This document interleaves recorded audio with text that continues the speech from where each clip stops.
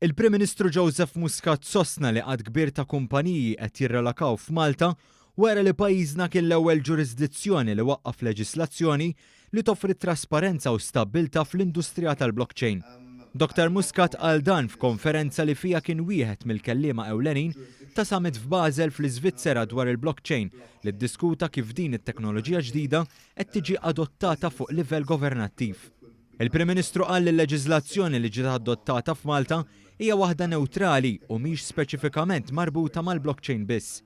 Qal li dan jagħti vantaġġ lil Malta biex tkun imħejja għal teknoloġiji futuri. Konfermajt il-fatt li l-leġiżlazzjonijiet tagħna huma fost l-aqwa fid-dinja għaliex ma jħarsux biss lejn is-servizzi finanzjarji, ma jħarsu lejn it-teknoloġija u ma jħarsux lejn it-teknoloġija tal-lum ma teknoloġija li tista' jkun hemm fil-futur. Huma leġiżlazzjonijiet future proof u dak iktar qed jattira lill-investituri minn madwar id-dinja kif ikkonfermajna llum stess. Kompla jgħid li l-Gvern Malti qed japplika din it-teknoloġija fil-qasam edukattiv u l-kwalifiċi. Dan ifisser li l-persuna m'għandix għax toqgħod iġġor magħha ċ-ċertifikati minn post tal-ieħor.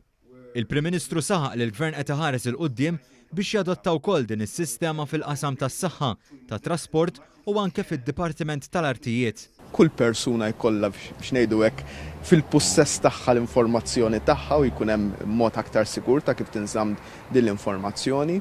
Għalija l-iktar postijiet ovvji huma pereżempju l-qasam tas-saħħa, huma reġistrazzjoni tal-vetturi u l-liċenzji tal-karozzi u l-liċenzji tas-sewqan, huma r-reġistrazzjoni tal-artijiet biex wieħed ikun sigur liema art, liema proprjetà tappartieni lil min. Żied jgħid li Malta qed taspira li ssir l-iktar pajjiż innovattiv fid-dinja f'din l-industrija billi tinbena ekosistema ideali għal kumpaniji li jridu jinvestu f'teknoloġiji ġodda. Il-Prim Ministru aċċenna wkoll li pajjiżna qed joffri assikurazzjoni u trasparenza permezz tal-leġiżlazzjoni li saret biħsieb wara konsultazzjoni serja mal-persuni relatati f'dan il-qasam.